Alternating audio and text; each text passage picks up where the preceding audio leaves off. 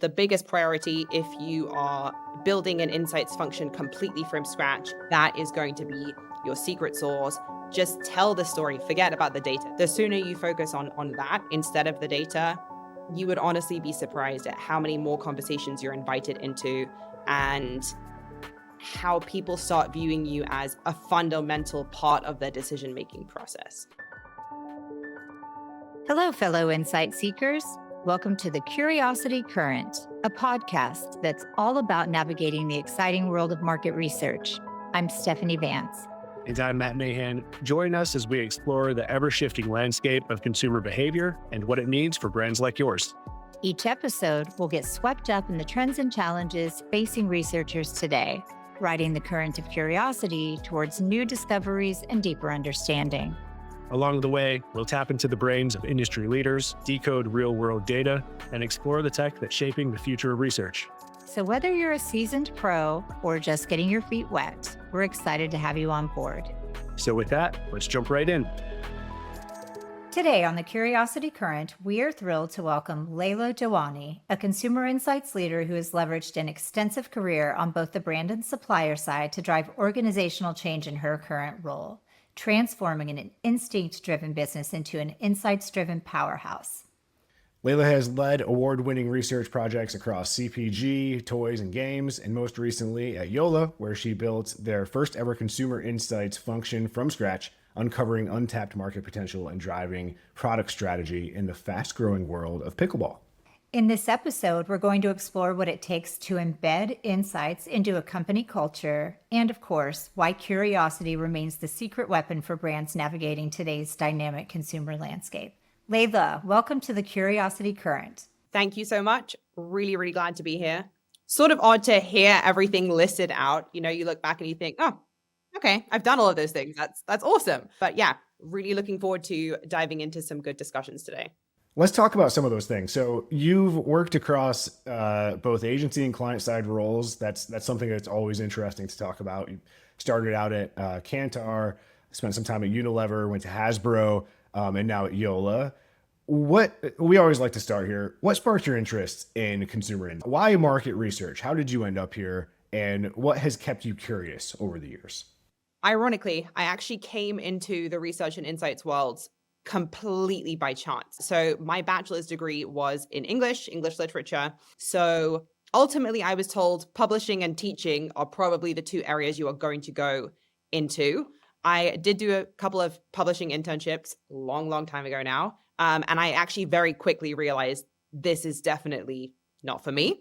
At the time, I was working with a graduate kind of recruitment agency. So they landed me this internship in market research.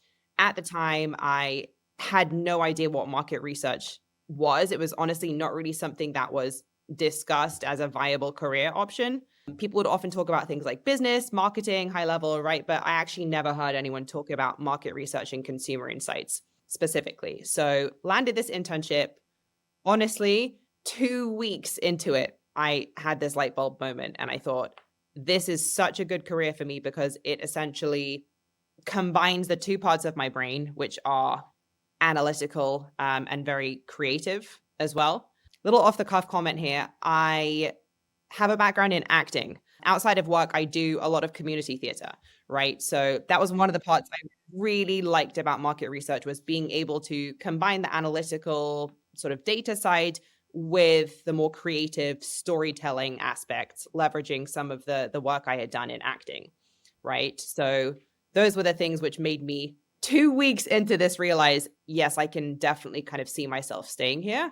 And in terms of what keeps me curious, I would say, first and foremost, I am just a deeply curious person by nature. I think all of us who work in market research and consumer insights are, right? We just love asking the question why over and over and over, and we're never really satisfied with the answer that we get. But also I would say the variety of my work has kept me really interested because, as you mentioned, I've worked in consumer packaged goods at Unilever, toys, games at Hasbro, now sports at Yola. Every category is so interesting, so different. You have all these kind of new questions that come up, new types of consumers, and new learning opportunities ultimately. So it definitely keeps me interested and keeps me on my toes, I would say. It's great. It's super interesting. I love the way you spoke to this like combination of the two hemispheres of your brain. That's a really interesting concept. I think we hear sometimes talking to other researchers that there is a creative element in this industry. And when you can tap into it, it's like you unlock a superpower, right? It's like you reach kind of a different level. Definitely. I describe myself as a storyteller disguised as a strategist, right? Which I think directly kind of speaks to that. Being creative is not really a nice to have in this line of work. I actually do see it as an essential element of being a strong researcher. For sure. We love that. We clocked that you refer to yourself as a storyteller disguised as a strategy. I'm curious, what does that look like in your day to day? So for me, it all starts with quite a simple question. And I try to ask it to myself every day, which is, so what? I actually learned that at Unilever, and it has really, really stuck with me over the years, right? So what I mean by that is data in isolation, it doesn't actually mean anything. Okay. So if I tell you, for example, this brand has 15% market share, so what, right? I don't understand. Is that good? Is it bad? Kind of, is it concerning? How should I feel about it, right? What does it mean? So in my eyes, this is where storytelling really comes in. And it's how you kind of take raw data, whether that is numbers or qualitative data, and you convert it into something that really drives action, right? I think as insights professionals, we all have the same goal ultimately, which is to create some kind of impact and stop our work just sitting unread, collecting dust in someone's inbox, right? That's kind of our biggest nightmare as researchers. And I really do strongly think that storytelling is the secret sauce that kind of ensures your work is never going to get lost, right? And ultimately, that is because storytelling makes something memorable, right? People remember stories, not statistics. It makes it kind of emotionally resonate with you. It makes it actionable. And especially now, I think decision makers, especially high level executives like CEOs, for example, it's just absolute information overload, right? With lots of data that is not related to market research, like finance, operations, HR. And so storytelling to me is really what helps separate the signal from the noise, right?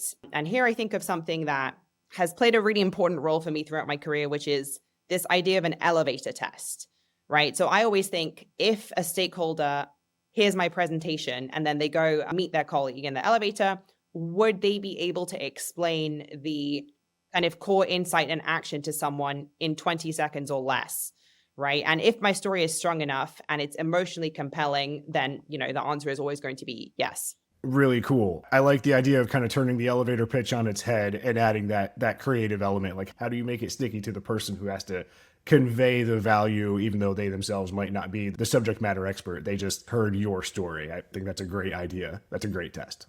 So Leyla, Matt and I both really want to get into this topic with you. It's so fun and so exciting and really different from a conversation that we've been able to have so far on the podcast, which is about building an insights function from the ground like you've done at Yola. That is no small feat, obviously. And we're so curious what it's like to come into a somewhat mature organization that is ready, that is showing that readiness to shift from instinct-driven to insight-led decision-making. That's very rare, I feel like. And I'm curious, were you empowered to make the changes that you knew were needed? Yeah, it's been a huge learning experience for me and just such an exciting opportunity because, as you mentioned, outside of a startup environment, it's very rare that you can actually go into an organization and really build something from the ground up. So ultimately for me, every research function starts with the same question, right? Which is, what do we already know? Or rather, what do we think we know? So I arrived at Yola. My first month or so, I just spent a lot of time speaking to people across different teams. I remember there was a running joke that I was just never at my desk, right? Because I was always speaking to someone in someone's office, right?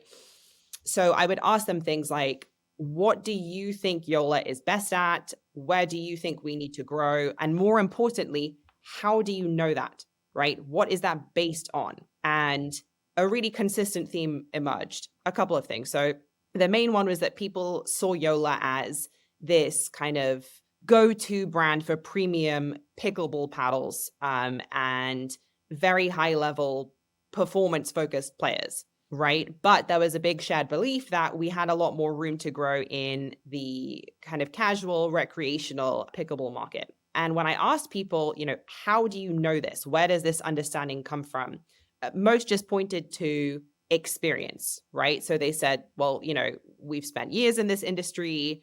We have pretty strong gut feelings. We have anecdotal evidence. We're surrounded by people who know this industry quite well. So that level of intuition is very valuable, right? Even as a market researcher who's very strongly grounded in data, I do think intuition is a very, very valuable thing to have. But it was pretty clear to me that even though we had strong instincts around that kind of highly engaged player base, we lacked real data when it came to that big, fast-growing casual market, right? So that was the first thing, was kind of understanding the broader research need. And then the second aspect was data. Of course. So I came in, I did a full data audit. So I was looking at what do we already have? And in this case, it was mostly internal data. So things like sales, internal digital analytics, campaign tracking. There wasn't really much kind of external data and the gaps that there were, right? And so from that, I built quite a high level kind of research roadmap, right? Which was connecting our North Star goal, which was let's shift all of our decision making from instincts to insight driven decisions. What are the specific questions we want to answer? So for example, what does the casual recreational pickleball market look like? What data do we have? And then what data do we still need to answer that? And that kind of framework for me just made it easier to sort of rally around research as a strategic tool that was going to drive our decision making rather than a kind of nice to have, which was just confirming what we already knew. I was just going to ask if they're and certainly don't want to give away all of Yola's secret sauce, but I'm curious if you feel like there's a generalizable sort of set of, if you're coming into an org that hasn't traditionally had a lot of primary research, is there low-hanging fruit? What is the low-hanging fruit? What are the foundational things that have to be in place first? Sure. I think at a high level, the biggest priority if you are building an insights function completely from scratch is understanding where do you sit in the market, right? So to me, that is really, really foundational knowledge, because it's very easy for a brand to just operate in an echo chamber, right? You're making decisions based on internal assumptions. You're saying you're very strong in one part of the market, but you actually don't have a clear picture of the competitive landscape. So for us at Yola, the core starting point was market share. We didn't know what our market share was. So immediately I came in and I said, we need to know how much of the market we actually own, which segments are we strong in, what are the big opportunities, what are the big threats, right? That clarity to me is going to drive everything from our product strategy, right? What do we need to launch? How are we going to communicate with different audience segments? Because, for example, if we're overperforming in the premium segment, but we're kind of underpenetrated in the casual space, that insight is going to completely inform how we shape our future growth, right? As I mentioned, so what types of products should we make? Where should we distribute them? Should they be priced? What audiences do we need to communicate with? All of that is based around the fundamental insight of where do we sit in the market, right? How much of the market do we own? How much is there left up for grabs? Makes sense. So you've got to understand all that sort of that foundational, who we are and where we are before you can start to waterfall down into actual strategy for market and for brand, it sounds like. Definitely.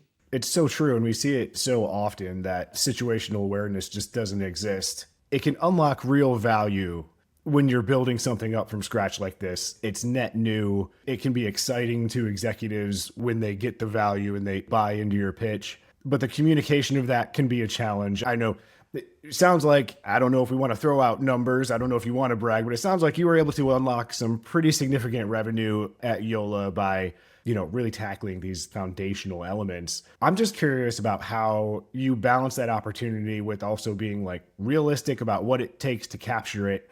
And how do you speak the language of the business to overcome those hurdles that exist when something is net new? How do you do that? It's complicated, that for sure. But again, that's what kind of makes it interesting and exciting, right? So in terms of the market sizing aspect, honestly, this is probably the most challenging market sizing work I have ever done. So I was able to uncover $374 million untapped market in pickleball, It's a pretty big discovery. which is amazing. But it was very, very complicated to do. So as I mentioned, the most difficult market sizing I've ever done, and also the most exciting.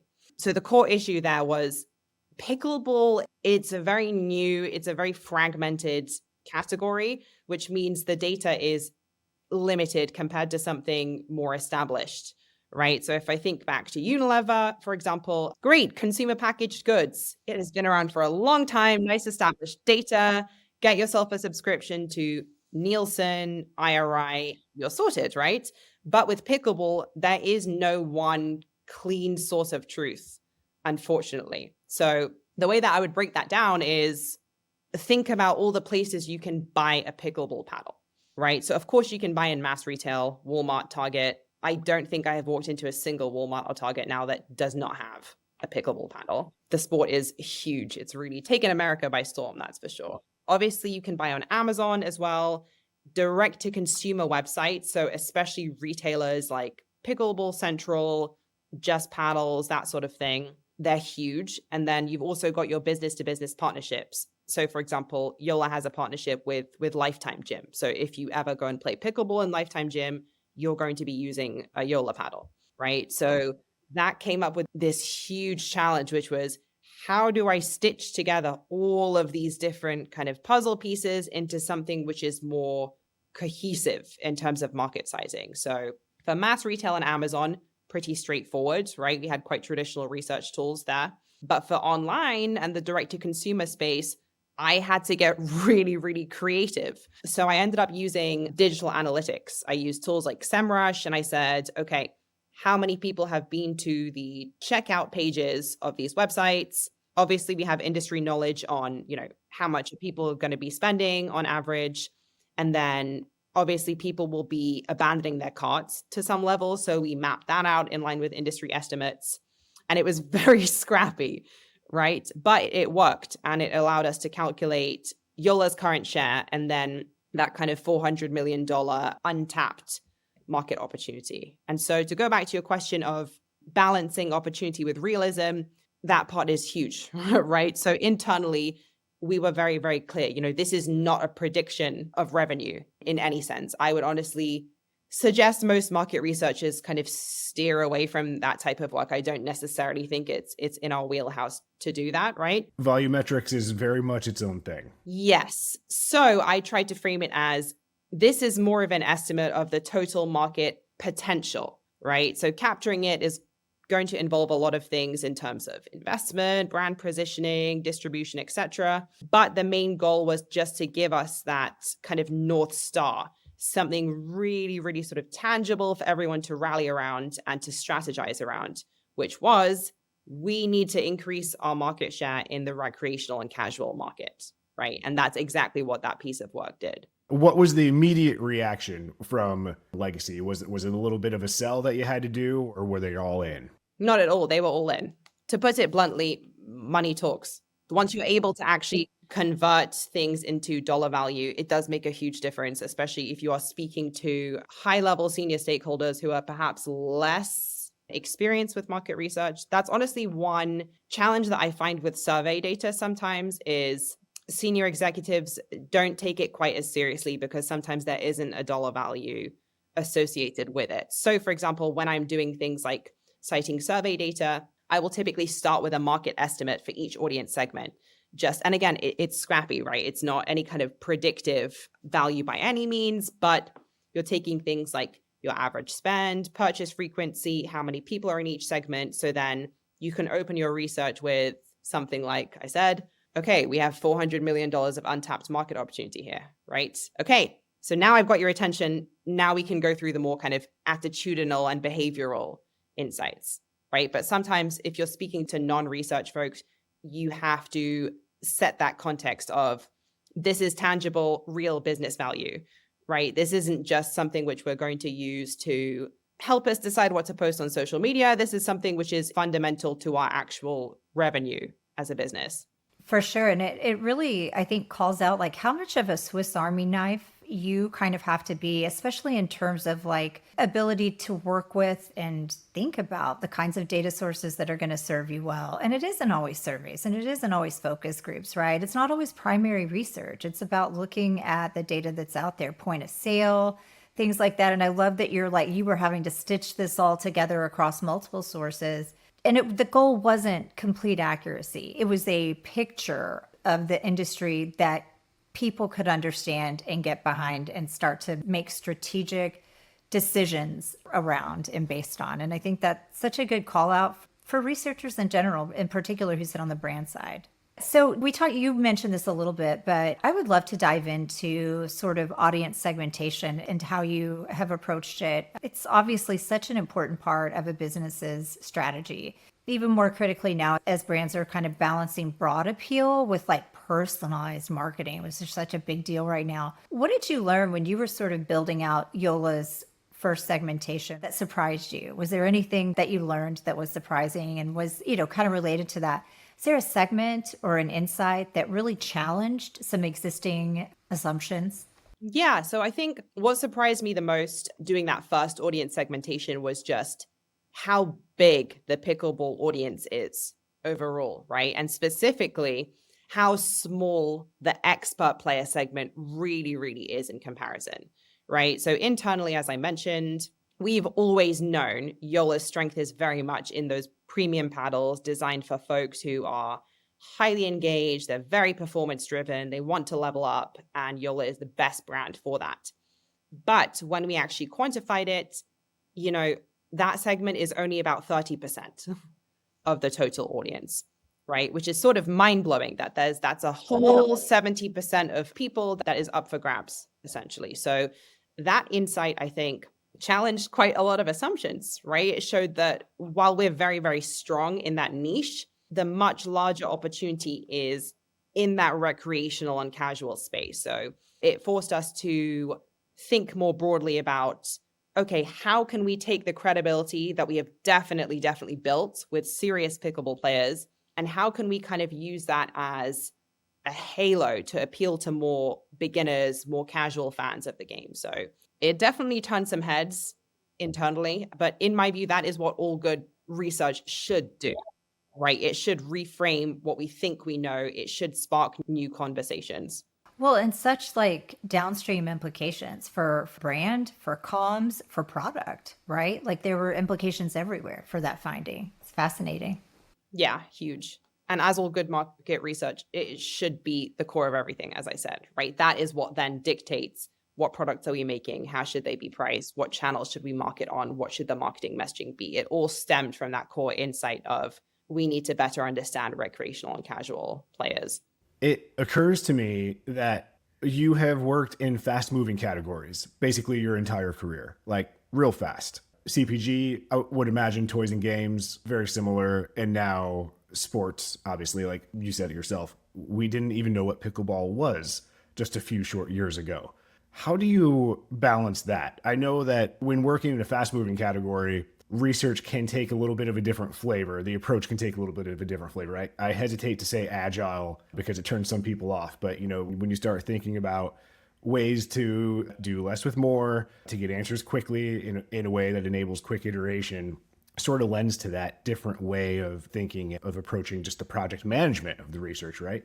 Are there frameworks or processes that you use on your side that have kind of enabled you to thrive in that type of environment? Honestly, I would say this has been my biggest personal learning. I am naturally very, very detail orientated. I know there's huge strategy decisions which are hinging on my research, and I'm very, very committed to delivering work which is high quality. I have quite high standards for myself. I want the insights to be very robust.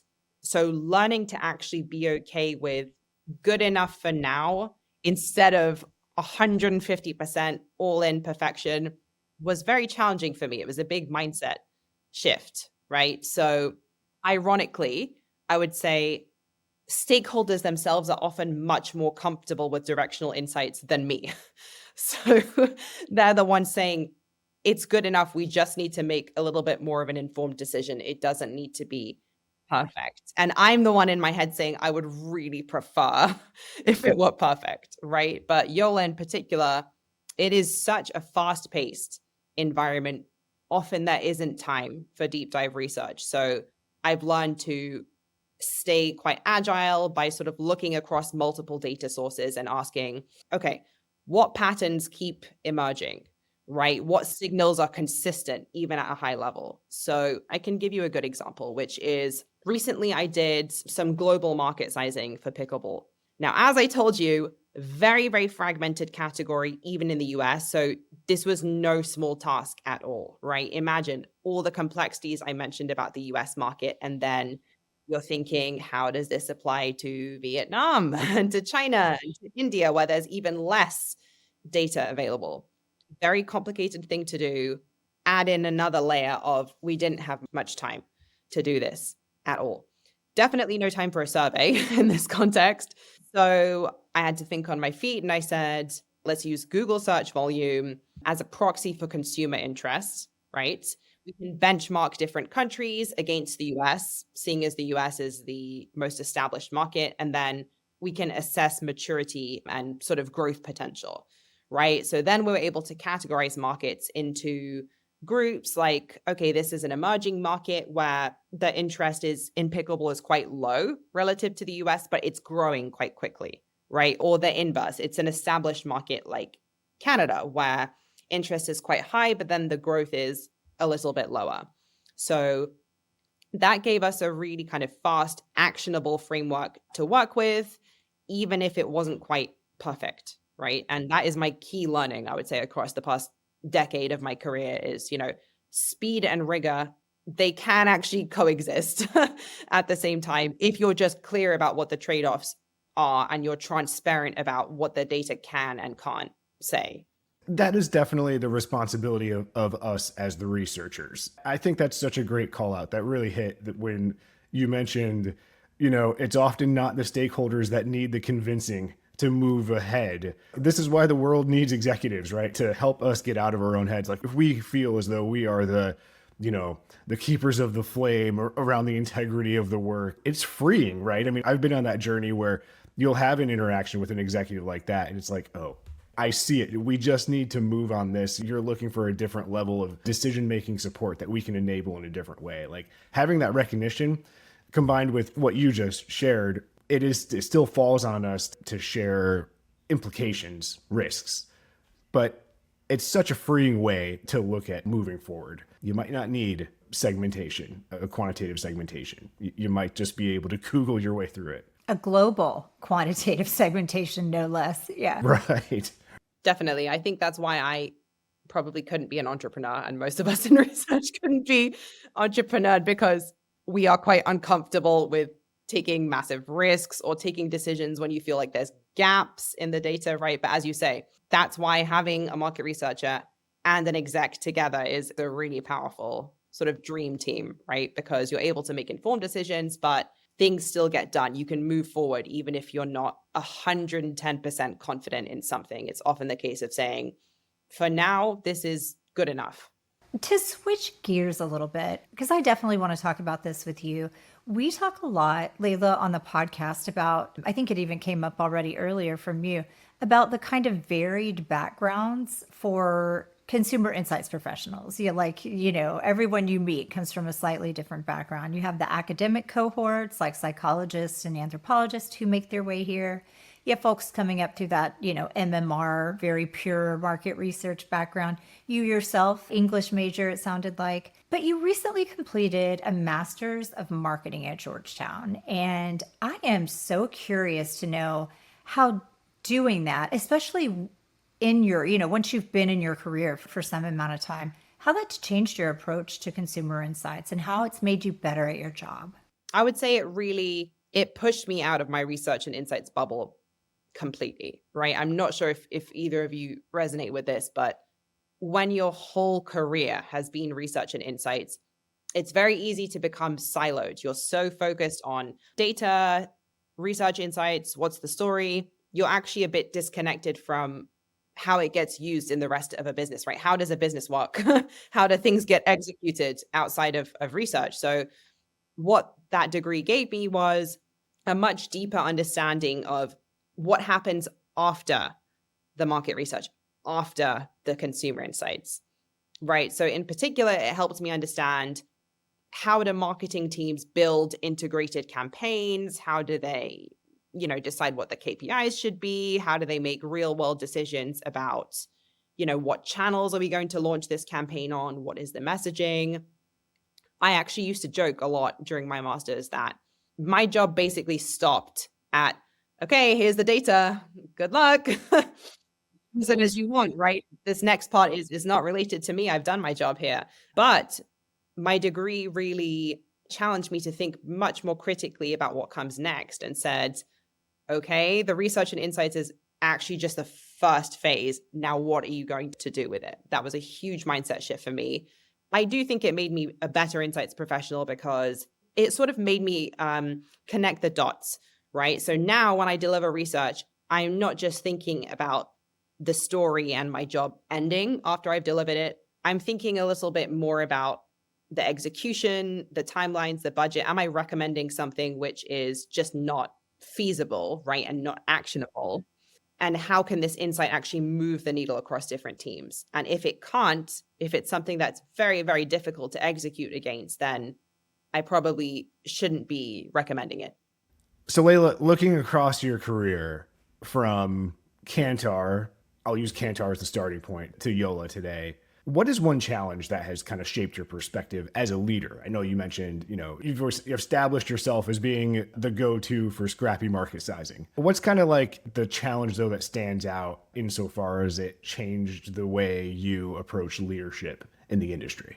First of all, being known for scrappy market sizing is great. I might well update my LinkedIn. So I think the main challenge that has really shaped me is understanding and accepting that real life market research and insights in a business context is very, very messy. So it's going back to my idea of, I always want the gold standard of research all the time. I'm so much more personally comfortable if things are done to a very, very high degree, very rigorous, very robust, very reliable.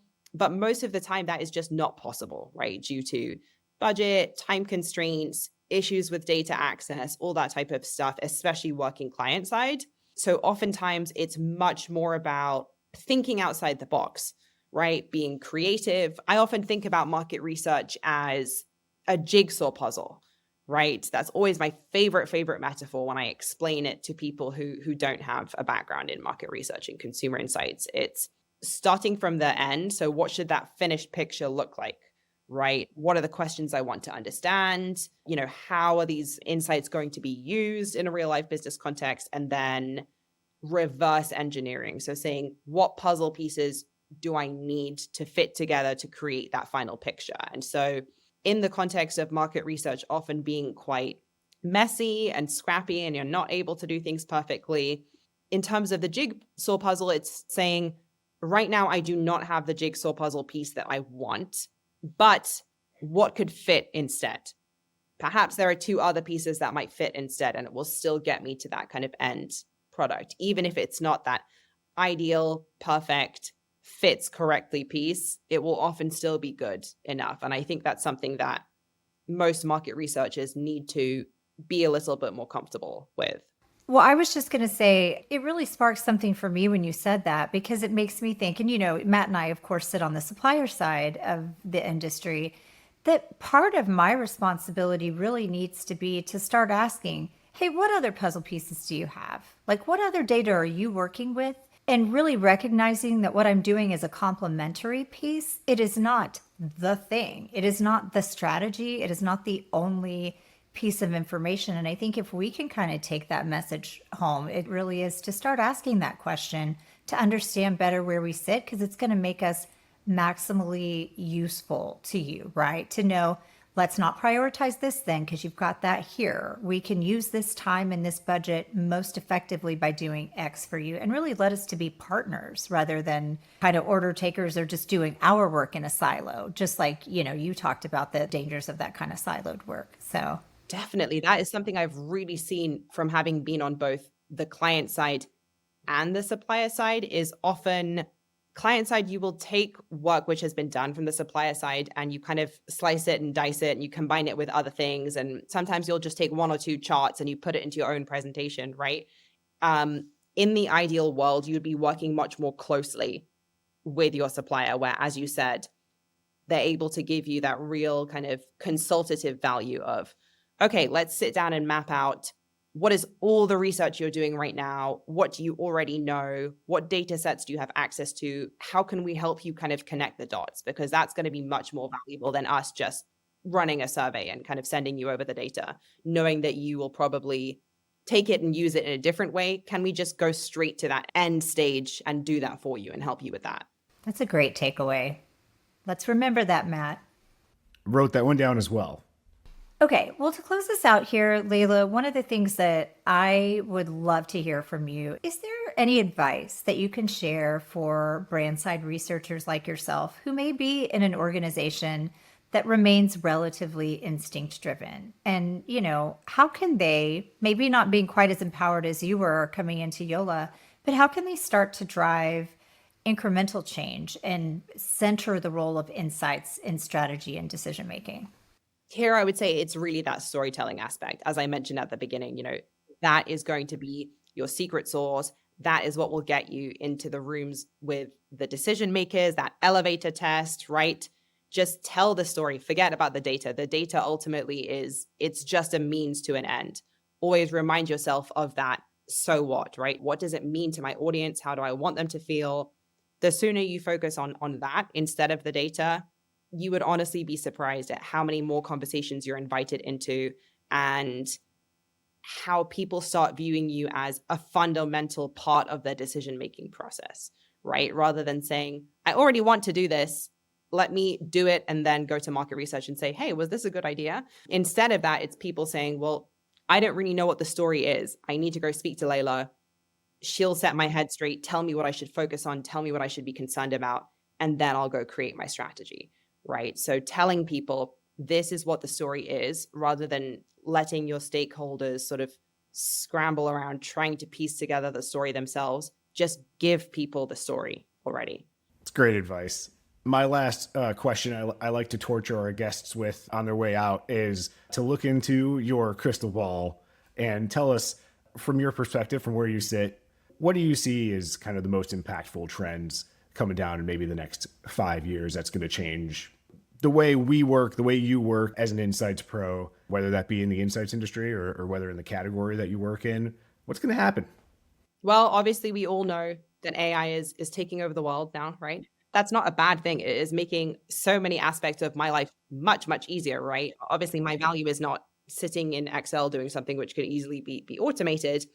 But the implications of that are market research and consumer insights now needs to become much more human, right? So ChatGPT can do parts of my analysis for me. Maybe it can write a couple of parts of my deck for me. What it cannot do is get up in a room of 50 people, right, and deliver something which is punchy, exciting, gets people to really feel something about the research, right? Gets people to, again, go meet their colleague in the elevator and say, I'm so excited.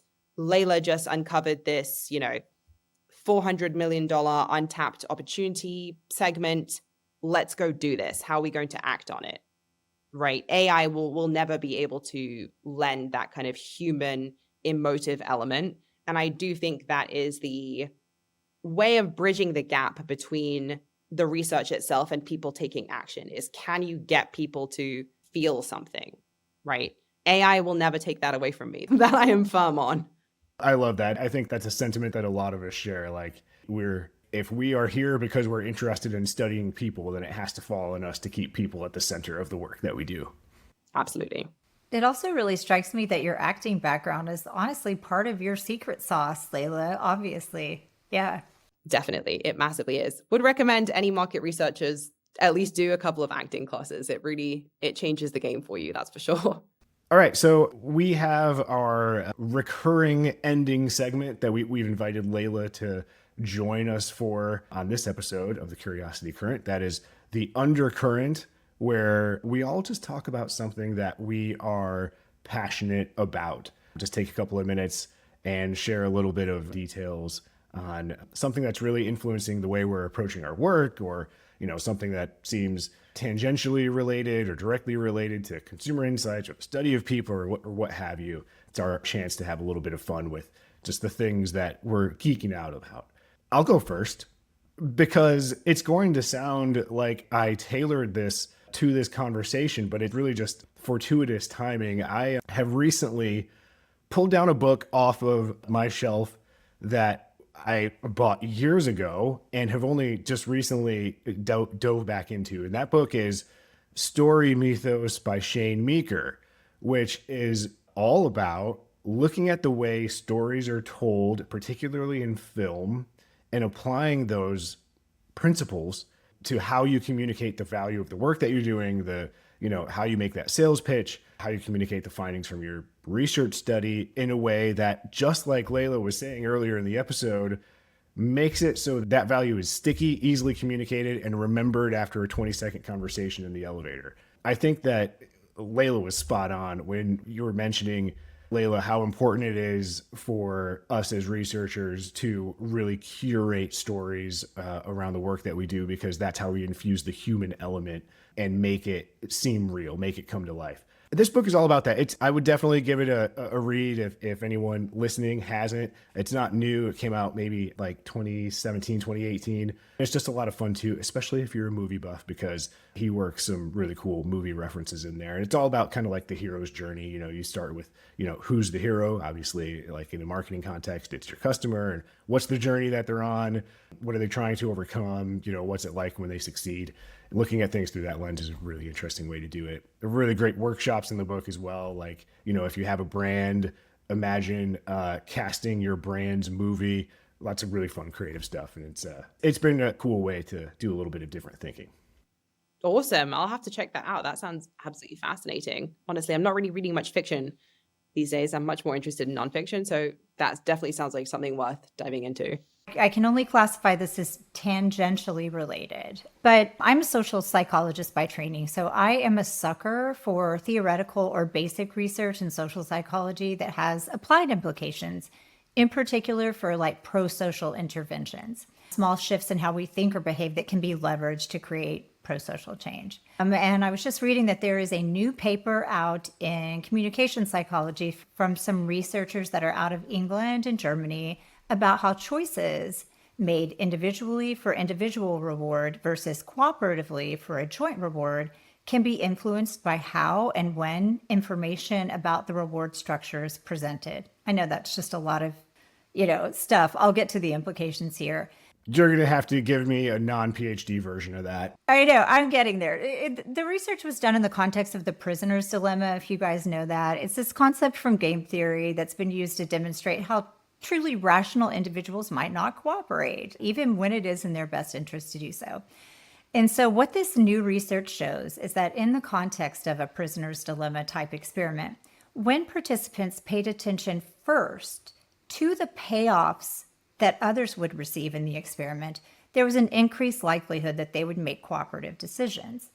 And what I like about this, and what it really drives home to me, is that cooperation isn't just a matter of sort of a person's baseline altruism or aligning people's personal incentives with those of the group, but there really is also this attentional aspect of things. And if we can create interventions where people are guided to focus first on the other rather than themselves, that they are more likely to cooperate. And I just think that's cool. So interesting. So it's like an order effect.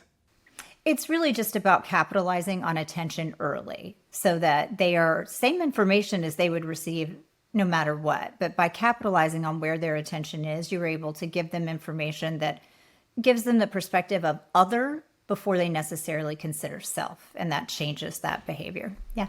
You kind of like hijack their train of thought. Yeah. It was done with rats, though. Just kidding. It wasn't. It was humans. Leyla, take us home with this, though. What are you, yeah.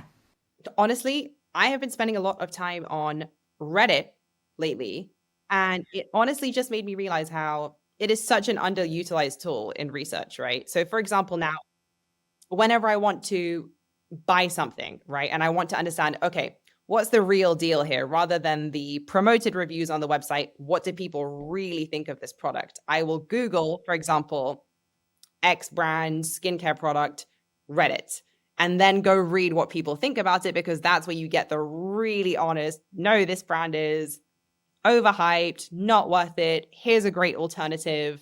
And people are a lot more honest because it's anonymous, obviously. So Reddit, ideal hack, great for personal enjoyment and buying better products in general based on real people recommendations, but also amazing for research.